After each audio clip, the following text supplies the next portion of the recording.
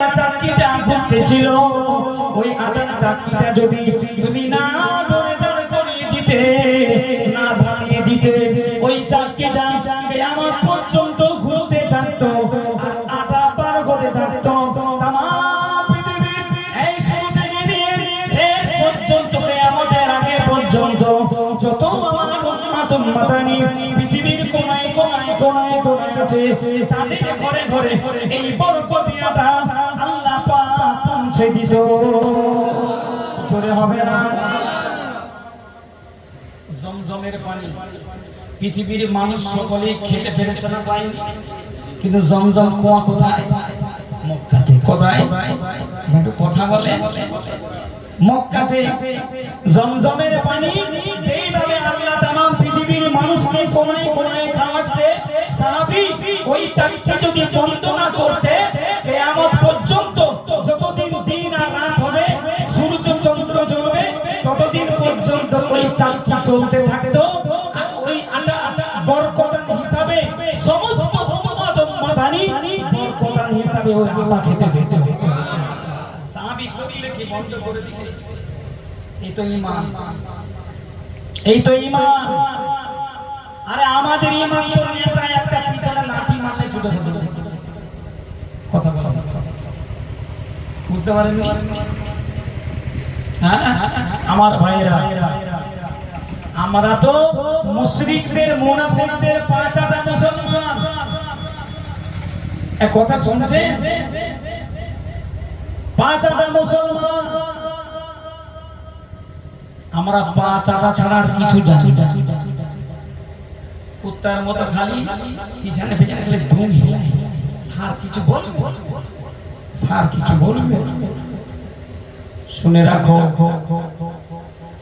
তুমি বীর মুসলমান মানে তুমি বীর।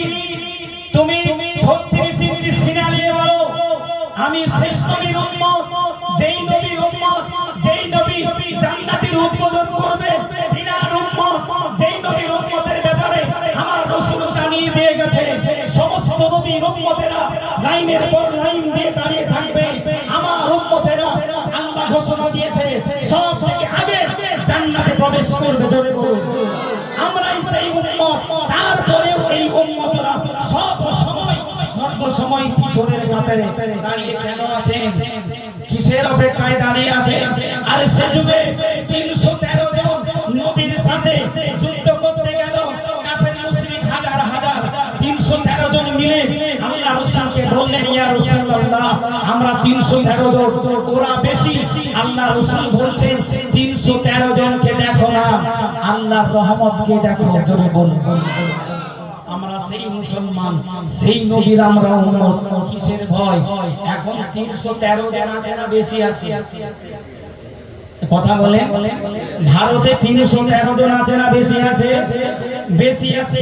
কয়েক লক্ষ কোটি মুসলমান আছে, তারপরেও পায়ে করে পিষে দিচ্ছে, মাটিতে মিশিয়ে দিচ্ছে, অপদমিত করছে, অসম্মানিত করছে, লাঞ্ছিত করছে, বঞ্চনা দিচ্ছে, রাস্তাঘাটে গাড়িতে ঘোড়াতে টেনে কুচলিয়ে পিষে গুলি করে হত্যা করা হচ্ছে মুসলমানকে। তারপরে যদি মুসলমান এখনো পর্যন্ত তোমাদের মাথা না ঠিক হয়, আর জীবনে মনে হয় ঠিক হবে না। কথা ঠিক কিনা বলে? কথা ঠিক কিনা বলে? আর কবে তুমি মুসলমানের পরিচয় দেবে? অনেক তুমি তাদের গোলামি করেছো, নাচেছো। এবারে যদি গোলামি করো, ইসলামের গোলামিতে আসো, নাহলে আর সময় নেই। শেষ সময় হয়ে এসেছে, আখিরি সময় চলছে। এক একটা করে তোমার কাছ থেকে জিনিসকে ছিনিয়ে নেওয়া হবে। নিচ্ছে একটা একটা। তুমি টাকা পয়সা দিয়ে যে ঘরটা বানিয়েছো, টালি লাগিয়েছো, মার্বেল লাগিয়েছো, দুদিন পরে তারা মারবে। তুমি যাদের পা চাটছো, ওই পা চাটাগুলো এসে তারা দিয়ে তারাই তালা মারাবে। তুমি হ্যাঁ হ্যাঁ করে দেখে বলে কি হলো, তালা মারলো কেন? বলে এটা উপর থেকে অর্ডার আছে। নাউজুবিল্লাহ বলে তোর বাপের জায়গা, তুই জিজ্ঞাসা করতে পারিস না? মুসলমান দাঁড়িয়ে হাসছিস। আমার ভাইরা, দুঃখ রাখার জায়গা নেই। সেজন্য বলবো এক হয়ে যান। কি হিজবুল্লাহ, কি দেওবন্দি, কি ফুরফুরা, কি বেরেলি, কি আহলে হাদিস, যাই পাই হন, এক হওয়ার সময় এসেছে। যদি এখনো এক না হন, কুচলে মেরে ফেলবে, কুচলে মেরে ফেলবে। ও সাবধান, আখিরের সময় এসেছে। তাই সবাই এক থাকবেন তো নাকি? ঈমান মজবুত করবেন তো নাকি? ঈমানের ঝান্ডা ধরবেন তো নাকি? একটু জোরে বলে, জোরে বলেন না, ধরবেন তো নাকি? তাকবীর দেন তো, নারে তাকবীর, নারে তাকবীর। ইসলামের জন্য যদি কিছু করতে হয়, যদি এই জানটা দিতে হয়, বাবা রাজি আছেন তো নাকি? ইনশাআল্লাহ আল্লাহ পাক আমাদেরকে কবুল করেন, বলেন আমিন। দরুদ শরীফ।